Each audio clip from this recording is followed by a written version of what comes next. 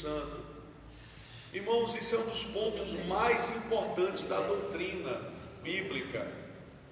Por quê? Porque toda a questão dos atributos de Deus e a questão também da salvação, da ação do Espírito Santo, de toda a ação divina, depende do entendimento correto desta doutrina.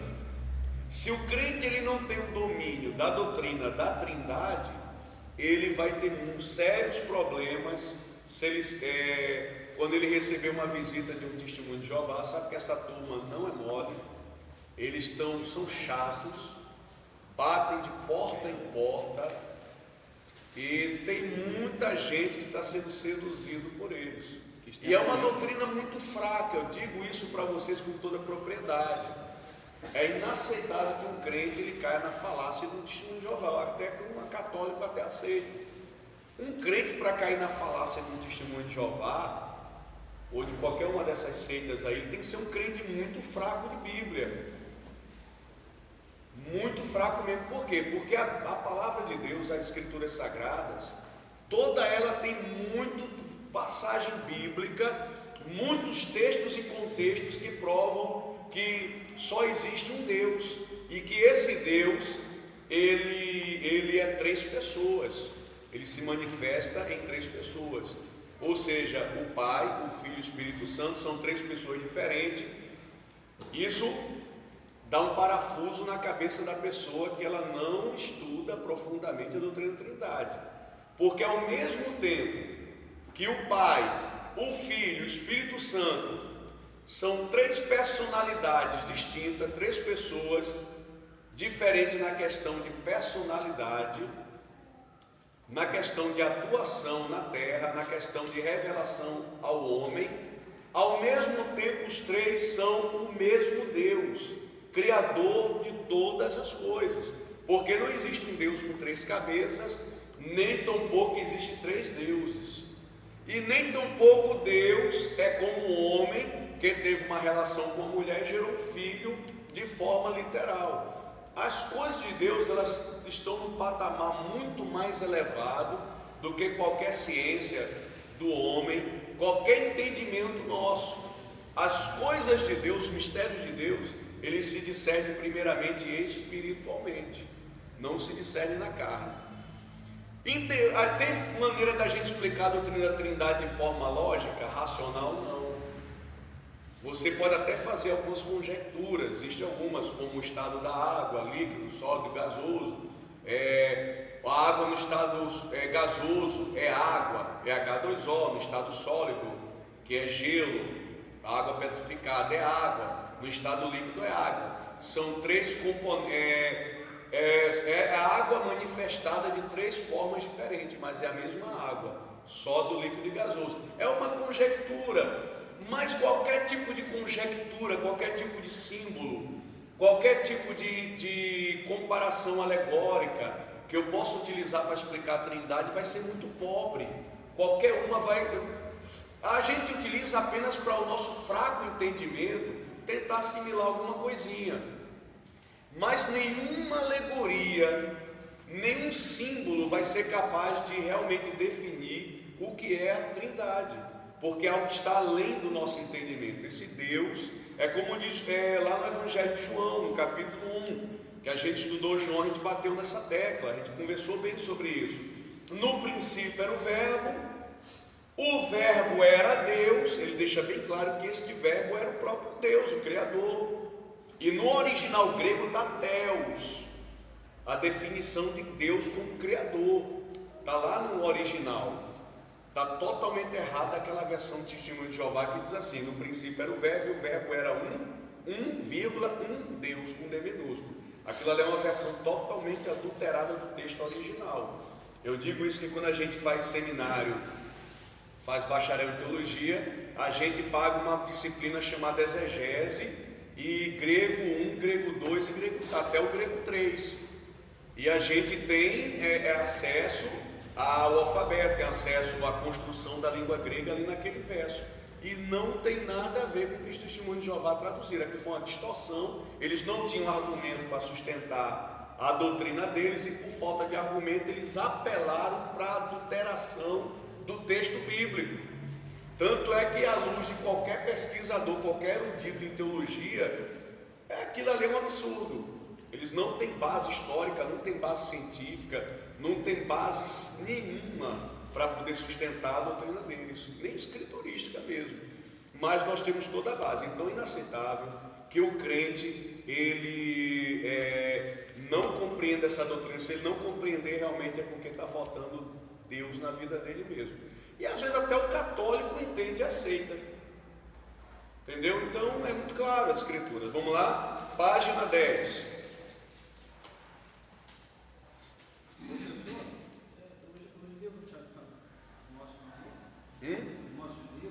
Ah, sim, desculpa, meu amado, desculpa, perdão, tá sim, com certeza. Tá aqui, tá? Desculpa, tá, meu querido? Eu entretido, dando aula, focado. Me desculpa, tá? Me perdoa mesmo, em nome de Jesus.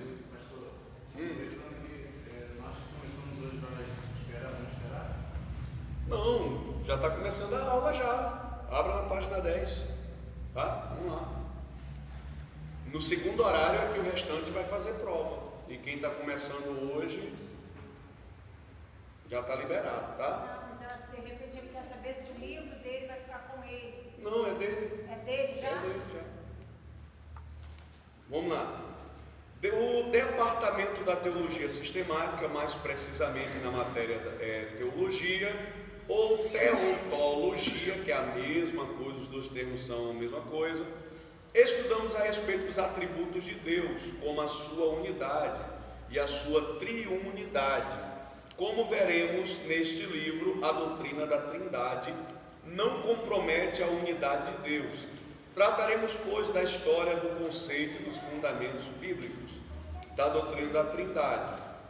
Não há contradição entre o monoteísmo do Antigo Testamento e a Trindade cristã.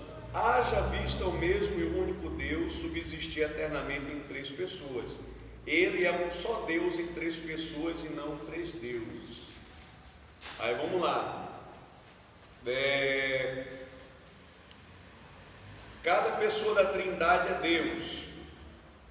A palavra do Senhor descarta a ideia de triteísmo. Triteísmo são três deuses, ou trimurti, né? Se você for na Índia, ou você pesquisar sobre a cultura indiana, eles têm um deus lá, uma entidade, um ídolo que é chamado a Trimurti. É um deus com três cabeças, tá? E que as pessoas que não acreditam na Trindade, no mistério da Trindade, eles acham que o cristianismo trouxe esse conceito pagão, idólatra, para dentro do cristianismo. Mas não é verdade. A gente vai ver com bastante base bíblica, bom conteúdo teológico, que nós estamos certos naquilo que nós acreditamos. Bom, a Escritura Sagrada ensina que é um só Deus e Ele é um só. Elas ensinam que o Pai é Deus pleno, com todos os atributos da divindade. Abra em 1 Coríntios 8,6. Nessa aula a gente vai ter que ver os textos bíblicos, tá? A gente vai poder passar um texto bíblico despercebido. Todas as referências bíblicas nós vamos ler durante esse curso. Vamos lá? 1 Coríntios 8,6. Quem achou já pode ir lendo. A gente tem que ser bem breve, tá? 1 Coríntios 8,6. Todavia, para nós há um só Deus, o Pai, de quem é tudo e para quem nós vivemos, e um só Senhor, Jesus Cristo, pelo qual são todas as coisas e nós por Ele. Olha só, a harmonia desse versículo aqui, analisem comigo.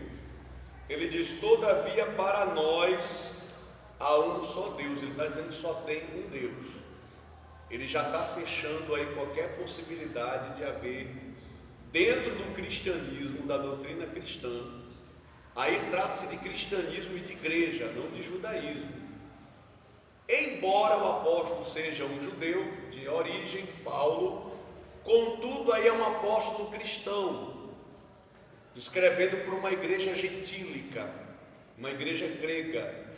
Então ele está falando para este povo que só há um Deus, não há outro Deus.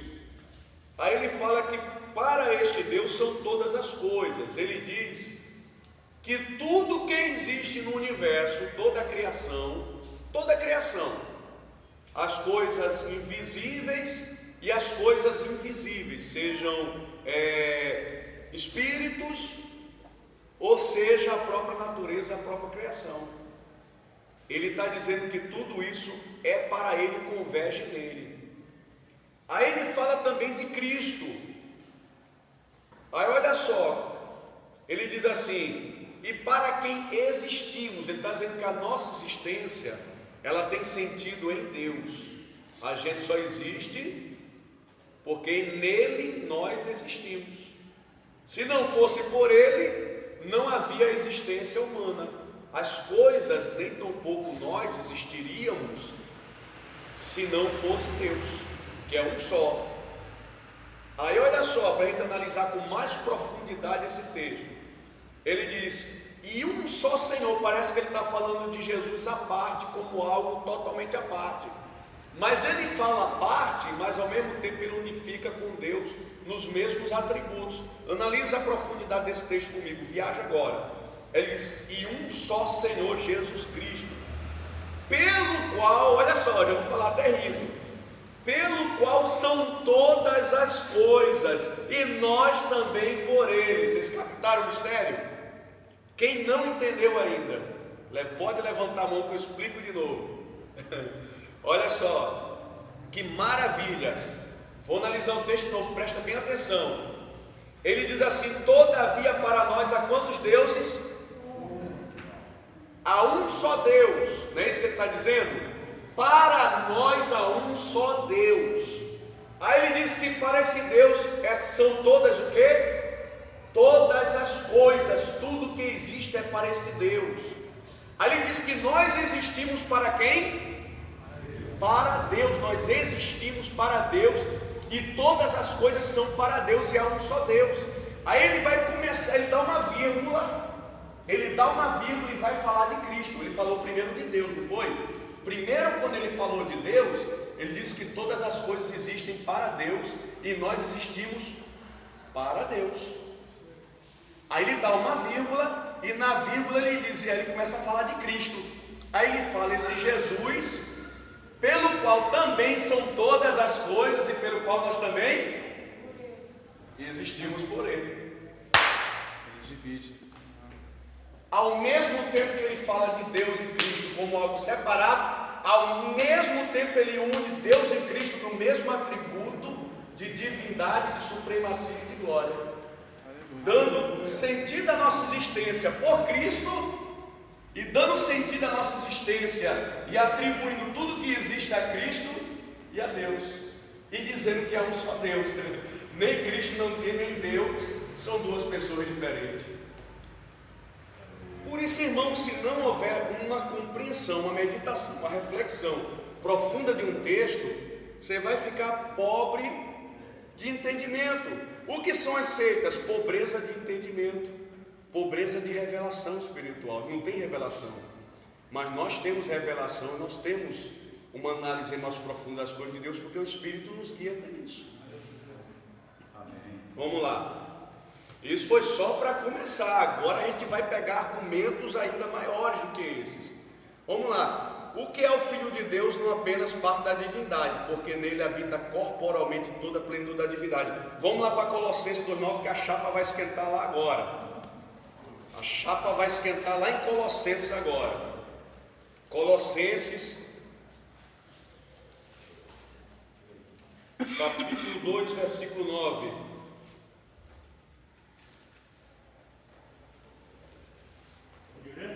Pode.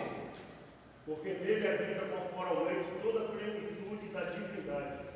Aí ele está dizendo que habita nele corporalmente o quê? Só do corpo dele habita o quê?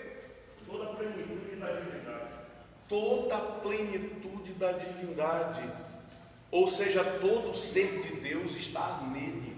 Embora ele tenha assumido uma forma humana, Embora ele tenha mãos, pés, olhos, bocas e forma humana, como nós temos, contudo ele não deixou de ser Deus, ele não deixou de ser Senhor, ele não deixou de ser divino. Ele tem nele, corporalmente, todo ser de Deus está nele. Então ele continua, mesmo na sua forma física, sendo onisciente, onipotente e onipresente. Ele é Senhor e Deus, mesmo sendo em forma humana. É isso que Paulo está ensinando. Continuemos. E elas também asseveram que o Espírito Santo é Deus. Atos 5, 3, 4. Vamos lá para Atos. Atos 5.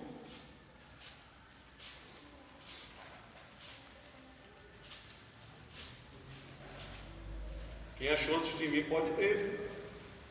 Atos 5, 6, 4. 3, 4. Atos 5, 3, de 3 a 4. Diz então Pedro: Ananias, por que encheu Satanás? Isso. Por que encheu Satanás o teu coração, para que mentisse ao Espírito Santo e retivesses parte do preço da verdade? Guardando-a não ficava para ti, e vendida não estava em teu poder? Por que formastes desígnio em teu coração? Não mentiste aos homens, mas a Deus. Só até aí mesmo, para você ler só até o 4 mesmo, né? Olha a conexão do versículo 3 com o versículo 4. No início ele fala que Ananias e Safira mentiram para quem? No versículo 3. No versículo 4 eles falaram que Ananias e Safira mentiram para quem? Deus. Aí diz que o Espírito Santo e Deus são a mesma Pessoa.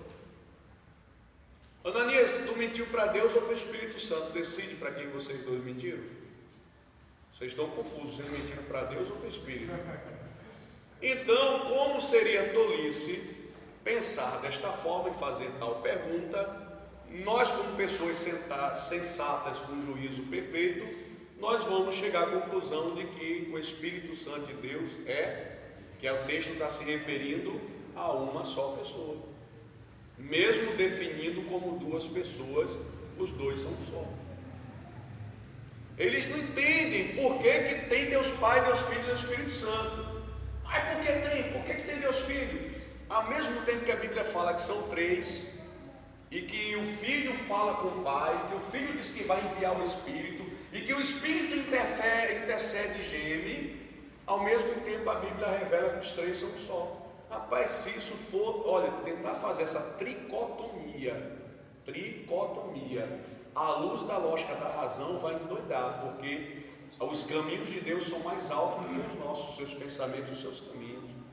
A única coisa que a gente pode nisso aceitar é aquilo que a palavra nos revela que é. Se a palavra, através dos textos bíblicos, inspirados pelo Espírito Santo, nas palavras de Deus e de Cristo, pelo Espírito, a gente deve aceitar aquilo que Deus nos revela, mas tentar dissecar ou colocar no quadro e fazer uma equação sobre a pessoa de Deus, meu irmão, não tem como. Deus não é objeto de estudo científico, porque Ele está muito acima de nós. O que nós conhecemos de Deus é aquilo que Deus se dá a revelar para nós. Nós também somos tricotômicos? Olha, tem duas linhas teológicas, né?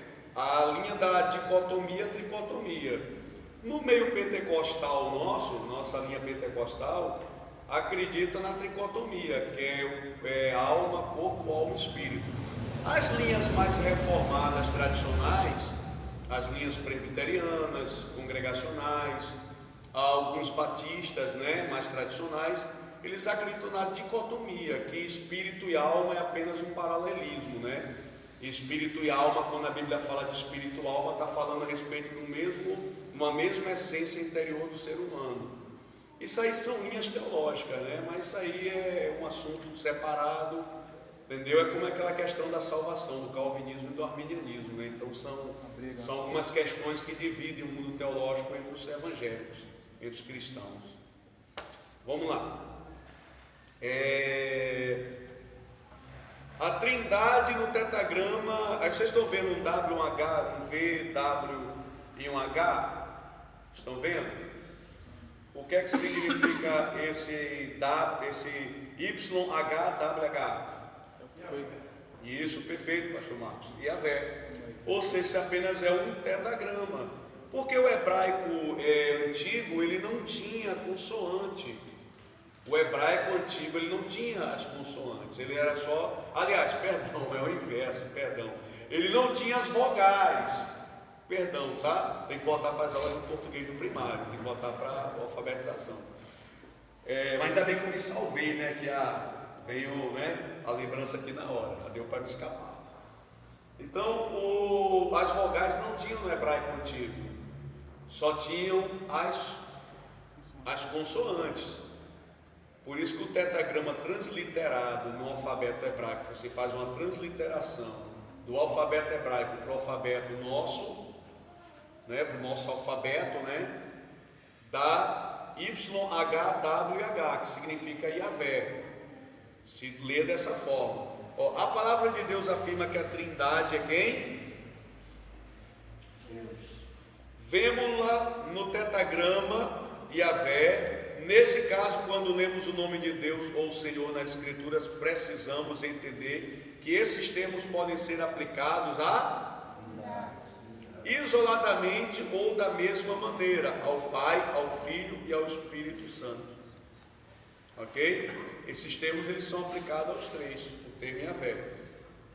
Textos que revelam unidade na Trindade. Analisemos algumas passagens bíblicas que revelam a unidade da Trindade. Qual é a primeira, hein, irmãos? Pode ler, quem quiser. E há de ser que todo aquele que invocar o nome do Senhor será salvo, porque no monte Sião e em Jerusalém haverá livramento, assim como o Senhor tem dito, e nos restantes que o Senhor chamar. Joel 2,32.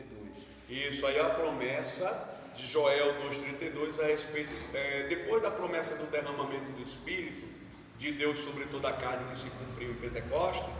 Deus ele fala que aquele que invocar o nome do Senhor será salvo, fazendo uma alusão à salvação e a Cristo. Mas no original ele usa o tetragrama Yahvé, que é o tetragrama, que é a expressão usada para quem? Para Deus, o Criador, o Deus de Israel. Aí abram lá em Romanos 10,13, rapidinho leia. Aquele que for mais habilidoso nas escrituras para chegar lá, já vai lendo. Romanos 10,13. Porque todo aquele que invocar o nome do Senhor será salvo.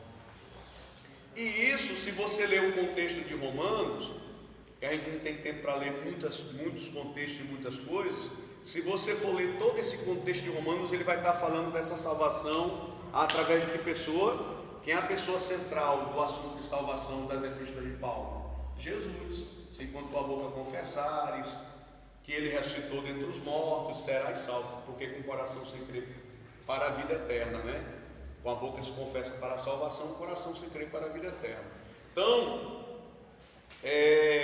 Paulo ele está tratando da pessoa de Cristo como Salvador.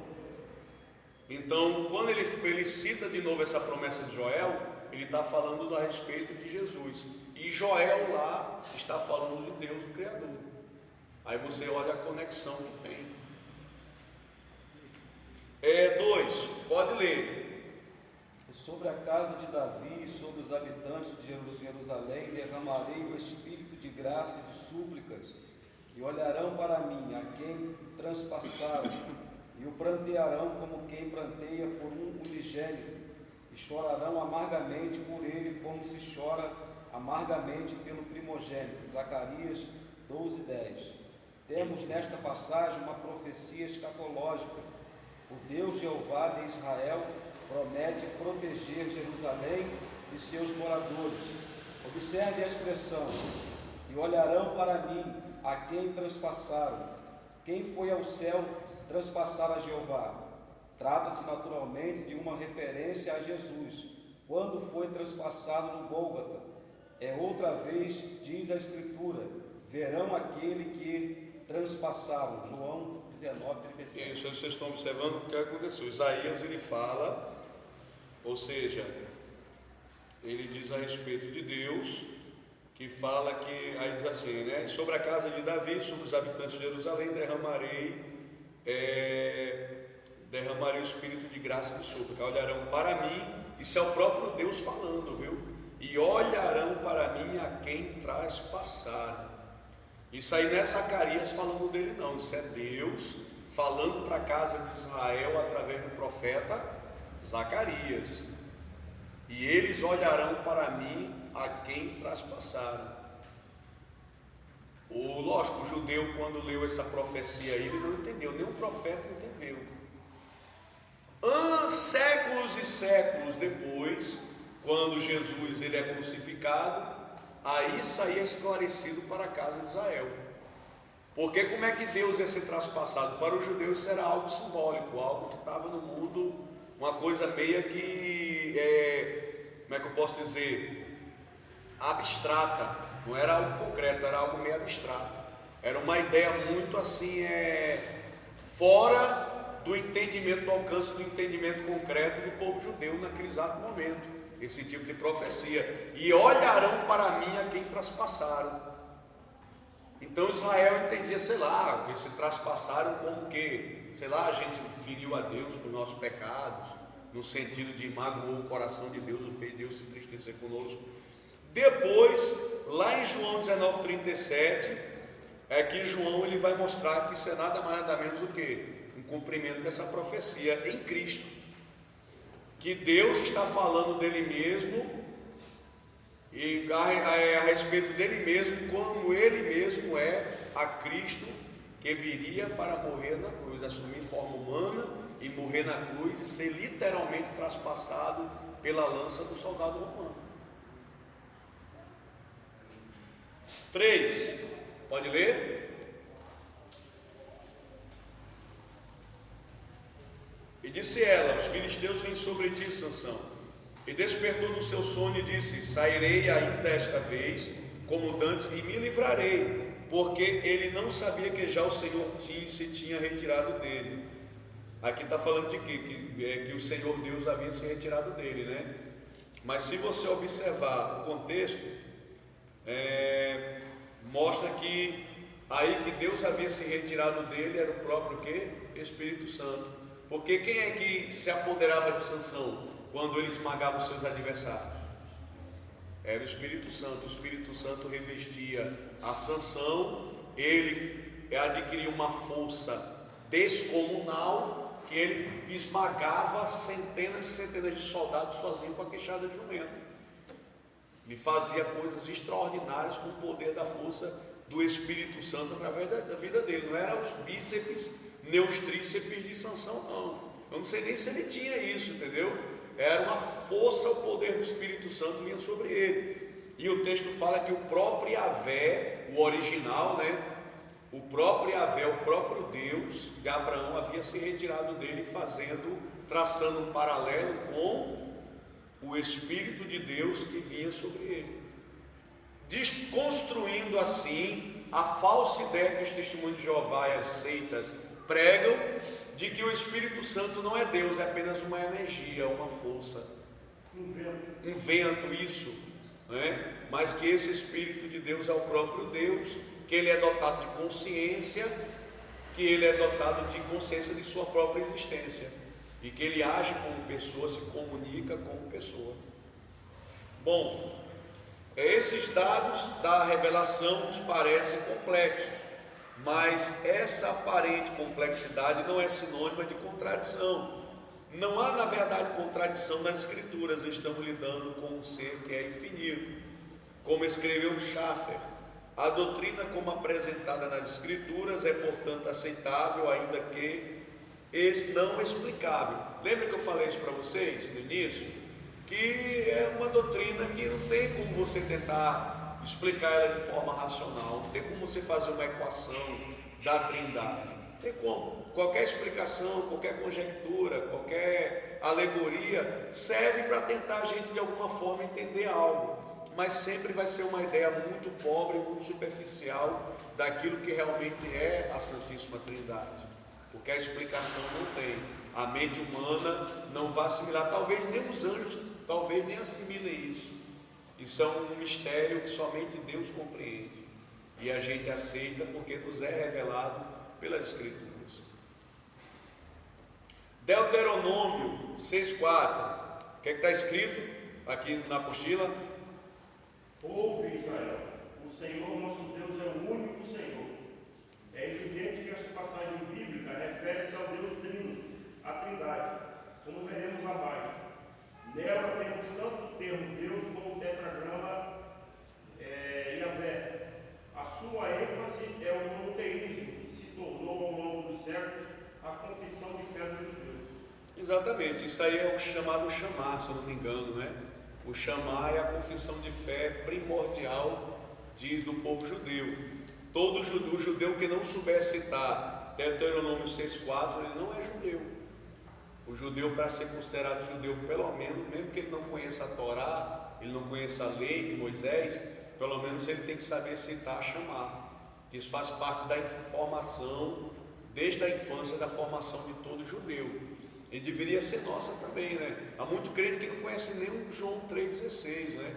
Porque com o cristianismo, qual é o versículo principal? Porque Deus amou o mundo de tal maneira que deu o seu Filho unigênito, para que todo aquele que nele crê não pereça, mas tenha vida eterna. Se um camarada está na igreja há um tempão, ele não sabe disso, é porque ele nunca...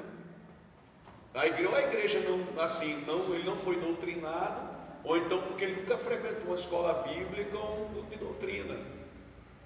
Ou seja, ele não está qualificado como um crente, pelo menos que tem um pouco de maturidade cristã. Para o judeu, a mesma coisa. Para nós é João 3,16, para o judeu é Deuteronômio 6,4. Então a lei ela deixa bem clara que só há um único Deus, e só ele deve ser adorado. E qualquer adoração a qualquer outro Deus, sem ser a fé no único Deus Criador, é paganismo, é idolatria, é rebelião contra Deus e, portanto, é pecado. Ainda hoje os judeus religiosos recitam esse versículo 2 vezes ao dia. O termo hebraico usado para o único é errado. Indica a unidade. No famoso Shema, Shema, de Deuteronômio 6,4, a questão da diversidade dentro da unidade tem implicações teológicas. Alguns eruditos têm pensado que, embora um esteja no singular, o uso da palavra abre espaço para a doutrina da Trindade. A expressão hebraica Yahvé, Errad, traduz também por Jeová. É uma construção hebraica que aparece em Zacarias 14:9. Naquele dia, um só será Jeová, e um só o seu nome. A palavra apropriada hebraica para a unidade absoluta é Yahi, que traz a ideia de solitário e isolado, mas não é esse o termo usado em Deuteronômio 6,4, tá? Então ele quer dizer que o próprio tetragrama de Israel, a própria palavra Yahvé, ela dá um sentido assim de pluralidade, né? Elohim dá um sentido de pluralidade para Deus também. Em Gênesis 2:24, a palavra errar é usada para dizer que o marido e a mulher são ambos uma só carne. Olha que coisa interessante a conexão que ele estabelece. Ele diz que a palavra usada para Deus, não é? Que é errado também, ela é usada para definir o homem e a mulher como são uma só carne. Então ela dá a ideia, dentro do original hebraico, de mais de uma pessoa que ao mesmo tempo é uma só. Elas se fundem em uma só pessoa. O Novo Testamento não contradiz o Antigo, porém torna explícito o que antes estava implícito. A unidade de Deus não é absoluta, é sim composta. O Antigo Testamento revela a unidade na Trindade, ao passo que o Novo revela a Trindade na unidade. A doutrina da Trindade não neutraliza nem contradiz a doutrina da unidade, nem esta anula a da Trindade, que, conforme pregada pelos cristãos que seguem a palavra do Senhor, consiste em um só Deus e em 3 pessoas, e não em 3 deuses. e seria apenas uma tríade e não uma trindade. Isso eu já falei para vocês, né, sobre tríade, trindade. Tríade é a ideia de 3 deuses ou Deus de 3 cabeças. E trindade é a ideia de quê? De uma só pessoa que ela se manifesta em 3. É uma manifestação dela em 3 pessoas, mas ao mesmo tempo ela é uma só. Ou seja, essa pessoa se manifesta em 3 e essas 3 pessoas são uma só. Entendeu? É uma unidade numa diversidade, uma diversidade numa unidade. Vocês estão entendendo? Triuno por quê? 3, 1. Tri de 3 e 1 e uno de 1. Triuno. 3 que são 1. São 3 que se tornam 1, 1 que se torna 3. É a mesma coisa. 3 se torna 1, 1 se torna 3. Desenvolvimento histórico da doutrina da Trindade. O termo Trindade não aparece nas Escrituras Sagradas, é uma formulação posterior. O fato de a nomenclatura vir depois do fechamento do cânon sagrado não significa que a doutrina da Trindade não exista ou não seja bíblica, de caráter teológico. A palavra em apreço foi atribuída à divindade. No final do 2º século, por Tertuliano de Cartago, ao escrever contra o unicismo. Depois da metade do 2º século, surgiu um movimento em torno do monoteísmo cristão, o monarquianismo. Seus defensores dividiam-se em 2 grupos: os dinâmicos diziam que Cristo era filho de Deus por adoção, e os modalistas ensinavam que Cristo apenas era uma forma temporária da manifestação do único Deus. Tertuliano chamou-os de monarquianistas, ou seja, do grego monarquia, governo exercido por um único soberano. Então tinha a igreja, ela, Tertuliano, que era um grande teólogo, né, do 2º século, esse teólogo cristão do 2º século, que é um dos primeiros pais da igreja, Tertuliano, ele era teólogo, e ele existia no tempo do 2º século da igreja primitiva, algumas heresias que surgiram a respeito de Deus e de Cristo, algumas interpretações erradas, e uma delas, que era o monarquianismo, que dizia que Jesus Cristo era apenas um filho de Deus por adoção. Deus adotou a Jesus como filho, mas Jesus não era o próprio Deus, ele era apenas um ser humano que Deus adotou como filho. Os testemunhos de Jeová pregam quase isso aí, mais ou menos, entendeu? Na verdade, eles não são uma novidade, eles ressuscitaram heresias bem antigas. Aí fala também dos modalistas, que ensinavam que Cristo era apenas uma forma temporária da manifestação de Deus. Era só uma forma temporária, ou seja, o que é que os modalistas pensavam? Deus, ele se manifestou em forma humana, que era Cristo, mas que essa forma humana, depois que ressuscitou e foi para o céu, virou uma poeira cósmica, entendeu? Sei lá, virou pó, virou poeira, não sei, sumiu, agora não precisa mais, a Deus lá. Ou seja, o que as Escrituras nos ensinam é que o Pai, o Filho e o Espírito Santo, embora são só Deus, mas as 3 formas ainda permanecem. Eu noto na cabeça da gente com isso, hein? Ou seja, teve um tempo que eu até pensava nisso aí, que isso tinha acontecido, e eu acredito que alguns crentes passam a pensar nisso aí, quando batem a cabeça sobre a Trindade. Eu pensava nisso, eu achava que há muitos anos atrás, não era bem assim adolescente pensando na Trindade, eu dizia, eu acho que Deus não precisa mais. Eu acreditava, lógico, sempre criei que Cristo e Deus é a mesma pessoa, o Pai, Filho e Espírito Santo, mas eu achava que depois da ressurreição, depois que ele sumiu dos olhos do discípulo, aquela forma física, aquela forma corpórea desapareceu, e aí Deus voltou à sua forma original, né? Mas Deus ainda continua na sua forma original. O que acontece é o quê? Que Cristo ainda existe, Deus ainda existe em Cristo, como Cristo na sua forma física, ainda existe como Pai na sua forma infinita, e ainda existe, sempre existiu como Espírito Santo eterno. E Jesus Cristo sempre existiu.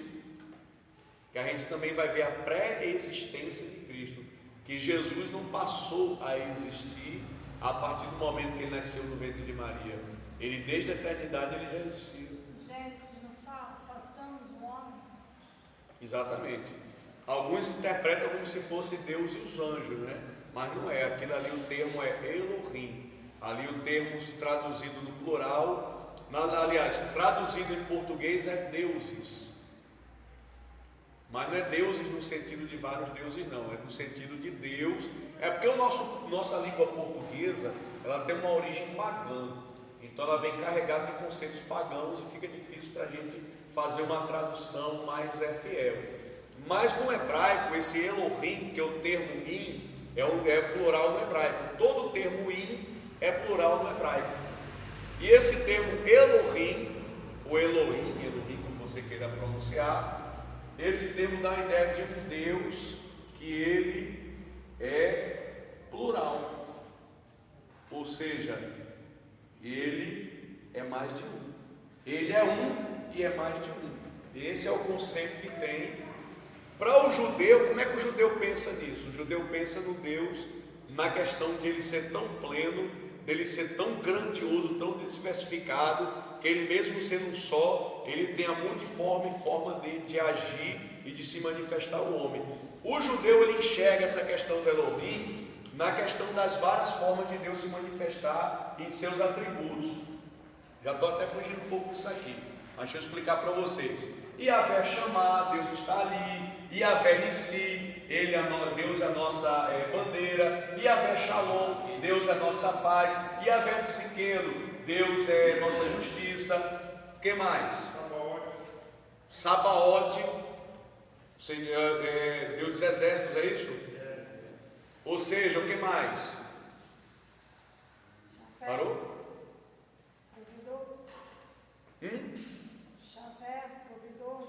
E Javé Jireh, isso, Javé Jireh, ou Javé Jireh, Deus da provisão. Então o judeu entende esse termo Elohim como a forma, a multiforme, a diversidade de formas de Deus se revelar ao seu povo. É esse sentido de pluralidade que o judeu acredita. Já essa revelação, ela foi dada à igreja como o quê? Como a manifestação de Deus através da Trindade. Não só os atributos de Deus, mas as várias personalidades de Deus, como Deus Pai, Deus Filho e Deus Espírito Santo em todos os seus atributos. A nossa revelação vai bem mais além, porque ela já é uma revelação mais profunda dada à igreja. Ok? Ficou claro? Vamos lá. Falta 6 minutos, né, para a gente entrar na prova. Os monarquianismo dinâmico, os principais representantes da cristologia dinâmica ou adicionista foram Teodoro de Bizâncio e Paulo de Samosata. Esse Paulo de Samosata é um herege, tá, gente? Vou logo dizendo que esse camarada aí é filho de diabo. Samosata. Teodoro, curtidor, discípulo de dos Alogói, grupo que rejeitava a doutrina do Logos e aceitava o Evangelho de João como certa ressalva. Foi o primeiro monarquianista dinâmico de importância. Chegou a Roma em 190 e foi excomungado em 198. Vocês observam que aquilo que Paulo falou antes de ser decapitado em Roma, que ele falou para a igreja de Éfeso, quem já leu Atos capítulo 21 lembra, né, que Paulo diz: o Espírito Santo, orai e olhai pela igreja de Deus, pelo qual o Espírito Santo vos constituiu bispo, para pastorear a igreja do Senhor que ele comprou com o seu próprio sangue, porque eu estou bem certo que depois da minha partida surgirão lobos devoradores no meio de vós, que não pouparão o rebanho com suas heresias e atrairão após si muitos discípulos. Mas eu não deixei com lágrimas de admoestar de casa em casa, ensinar a doutrina do Senhor, através da perseguição por parte dos judeus e por aí vai. Vocês lembram dessa passagem que ele em Atos? Mais ou menos, né? Então é mais ou menos isso aí, que Paulo falou foi profético. Depois que Paulo e João, os apóstolos, morreram, começou a surgir umas figuras se dizendo apóstolo e começaram a difundir umas heresias. Os que ficaram depois da morte dos apóstolos seguidores, como Tertuliano, Pápias, Policarpo, Irineu, Inácio, Clemente de Alexandria, esses caras, eles foram os que combateram esses hereges. Paulo de Samosata, Teodoro, todos esses caras aí que eram Nicolau também, que é o pai da doutrina dos nicolaítas, toda essa galera aí, eles foram levantados como instrumentos na mão do diabo para tentar perverter a igreja. O que é que o diabo pensou? O diabo disse: agora que morreu os apóstolos, eu vou fazer uma farra na igreja, vou destruir a doutrina dos apóstolos. Mas glória a Deus, porque a semente dos apóstolos Deus ainda manteve firme, e aqueles que seguiram a doutrina dos apóstolos. Aí você entende o propósito das cartas e dos evangelhos, que é o que nós estudamos anteriormente. Como foi importante escrever os evangelhos e as cartas, porque eles deixaram bem claro o que é a doutrina da igreja, para que a igreja combatesse e rejeitasse toda forma de heresia. Amém? Para que os monarquistas dinâmicos, Jesus era apenas um homem de vida santa, que nasceu de uma virgem, sobre o qual desceu o Espírito Santo, por ocasião de seu batismo no Rio Jordão. Alguns dos seus discípulos rejeitavam qualquer direito divino em Jesus, enquanto outros afirmavam que ele teria se tornado divino, em certo sentido, por ocasião da sua ressurreição. Hipólito, em 170, rebateu todas essas falaciosas crenças, refutação de todas as heresias, tá? O mais famoso monarquista dinâmico foi Paulo de Samosata, bispo de Antioquia. Esse cara era um filho do diabo. Em 260 e 272, descrevia o Logos como atributo impessoal do Pai. Eusébio de Cesareia diz que ele nutria noções inferiores e degradadas de Cristo, contrárias à doutrina da igreja, e ensinava que quanto à natureza ele, Jesus, não passava de um homem comum. Suas ideias foram examinadas por 3 sínodos, ou seja, concílios, que a gente chama de convenção, na Assembleia de Deus, entre 264 e 269, e por último ele foi excomungado. Glória a Deus que ele foi excomungado. Então, irmão, esse herege aí, ele falava o quê? Ele dizia que Jesus não era divino, era apenas um homem santo. Aí foi através desse tipo de conceito que Maomé pegou isso aí e fez a doutrina do islamismo. O islamismo diz o quê? Que Jesus era um profeta, era um homem santo, mas não passava disso aí. Entendeu? Isso era um conceito. Os muçulmanos, eles absorveram esse conceito. Esse conceito estava difundido no Oriente, ou seja, no território de Antioquia, na Síria. Já no mundo árabe já existia quem difundia essa ideia. Maomé, alguns séculos mais tarde, pega isso aí e usa essa ideia para dizer que Maomé, ele mesmo era o profeta maior, e que Jesus era apenas um emissário de Deus e um homem puro, um homem santo, mas que não era o próprio Deus. Então esse conceito estava bem difundido naquela época, ok? E a igreja combateu. Bom, 8 horas em ponto, vou aplicar a prova para vocês. Felipe não sai agora, vou falar com o Felipe no final da aula. Vocês têm 1 hora para fazer a prova, tempo mais do que o suficiente.